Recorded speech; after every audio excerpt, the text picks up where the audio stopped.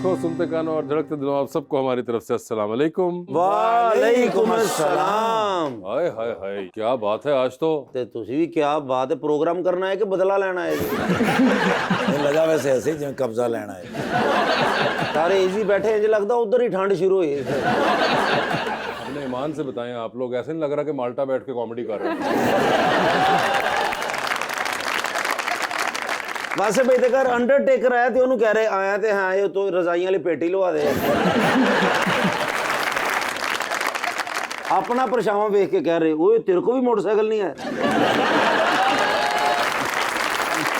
Motorcycle तो वासे भाई के पास 1 to 5 है, बड़ा हैवी। क्या बात एक दिन मैं साथ जा रहा तो सीधा खोते दे विच वजे तो फिर खोते नु कह रहे आई एम सॉरी मेरी आंख लग गई।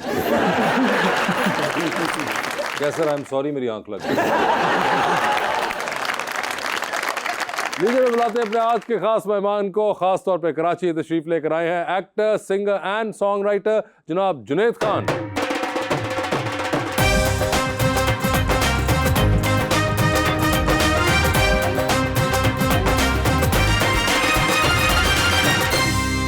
जुनैद भाई welcome to the show. Thank you thank you thank you. मैं हमेशा शख्सियत पे शेर लिखता हूँ माशाल्लाह लेकिन आज मैंने ना शेर लिखा है सिर्फ आपकी नजर है सर। हरगिज किसी का कोई न शिकवा गिला करे, आमाल अपने झांक ले फिर फैसला करे। मैं तो खुदाए पाक से करता हूँ ये दुआ, सबका भला हो पहले फिर मेरा भला करे। हाय हाय हाय हाय। आंखों में नहीं दिल में समाया है, आए हाय गैरों ने नहीं अपनों ने सताया है। मेरी भी क्या किस्मत है जुनैद भाई, ब्रांडेड स्वेटर भी पहन लूं लोग कहते हैं लंडे से लेकर आया है। जुनैद, आपको शेर व शायरी का शौक है? बिल्कुल है। आप खुद भी करते हैं कोई? खुद सॉन्ग राइटिंग तो करते हैं, सॉन्ग राइटिंग कभी-कभी। जनरली ओपन शायरी भी करते हैं। नहीं वो रोमांटिक शायरी करते थे लेकिन शादी हुए हुए 14 साल हो गए तो उसके बाद से खत्म होगी रोमांटिक उसके बाद वो हाँ रियलिटी में कन्वर्ट हो गई वो शायरी। 14 साल हो गए, कोई शेर ना आया? नहीं शेर तो आ चुके हैं।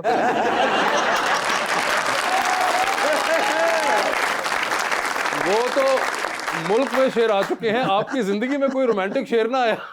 नहीं अब तो देखा अब तो शुगर करते हैं, शुक्राने वाले कोई शेर आते हैं? वो तो सिर्फ सलीस उर्दू में आते हैं कि अल्लाह तेरा बहुत बहुत शुक्र है। बस इतना ही आसान आपने लफ्जों में बयान कर दिया सारा का सारा।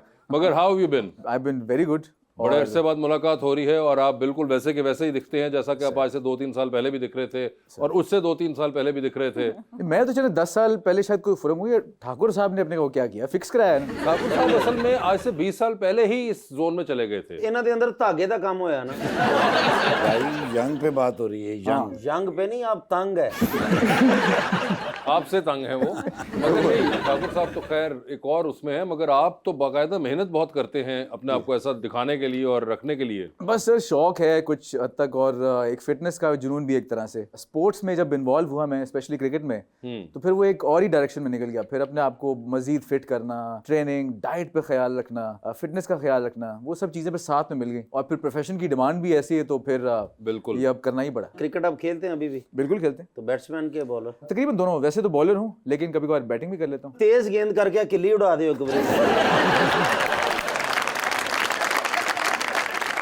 स्क्रीन पे आप बड़े बड़े लगते हैं सर। बस एक्चुअली स्क्रीन पे वैसे ही जरा इंसान फैल जाता है थोड़ा सा। नहीं मैं भी आया हूँ कई दफा स्क्रीन में। नहीं आप नहीं तो पहले। सुपर लीन है ना, वो टीवी के लिए सुपर लीन होना पड़ता, स्मार्ट। अच्छा जी। हाँ वो ऐसी जॉ लाइन निकली है ताड़ी तो ऐसा भी नहीं, कुछ लोग सुपर लीन होते हैं, कुछ लोग सुपर ज़हीन दिखते हैं, कुछ लोग सुपर कमीन।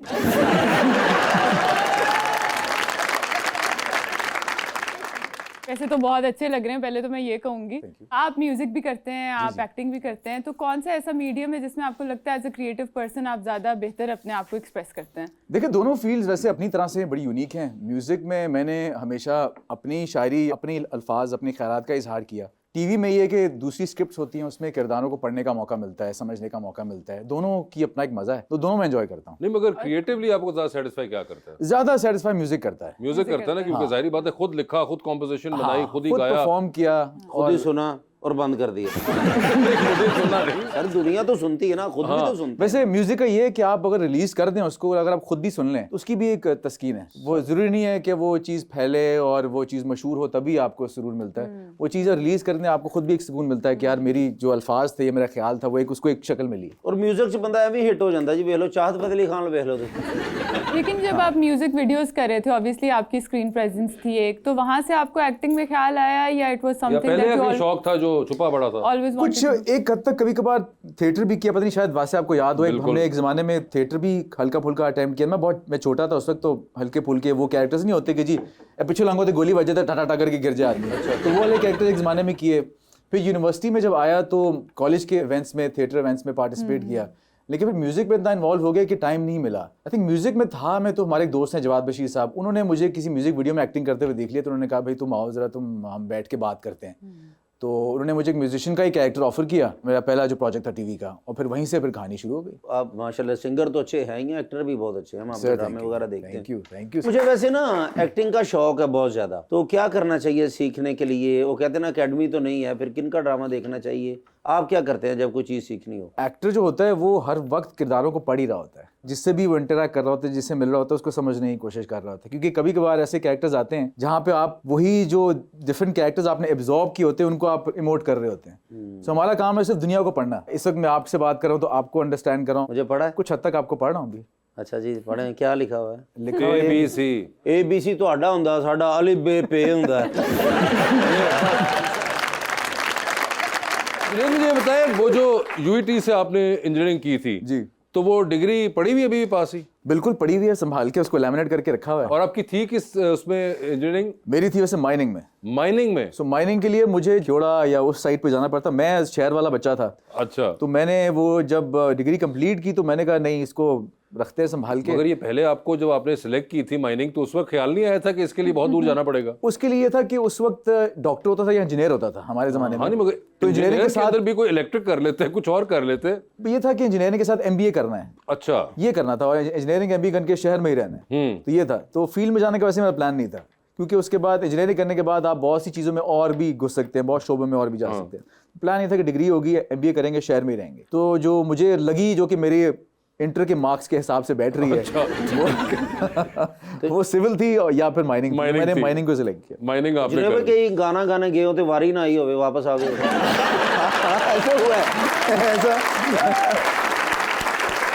ऐसा एकदम हुआ, लेकिन वो इसलिए हमें बुरा नहीं लगा क्योंकि हम दुबई थे। अच्छा। हम दुबई गए, और ये बात है कोई 2005-6 की, और दुबई गए वहाँ पे, और एक शो था, मैं था उसमें, जोश एक बैंड होता था और एक नूरी बैंड था, इस नाम 3-4 बैंड्स थे। और हम पहुंचे हैं, वो कुछ लेट होते होते ऐसा कुछ हो गया कि मेरे ख्याल में जोश ही चढ़ पाया स्टेज पे। अच्छा। और उसके बाद टाइम खत्म हो गया, तो हमने कहा ठीक है बस अब चलते हैं, कुछ जाके एंजॉय करते हैं, बस एंजॉय करके वापस। उस जमाने में तो कॉन्सर्ट कल्चर भी बहुत ज्यादा था और प्रिवेलेंट था, तो कभी ऐसा हुआ था कि कॉन्सर्ट से भागना भी पड़ा हो, हालात खराब हो गए हो ऑडियंस के साथ?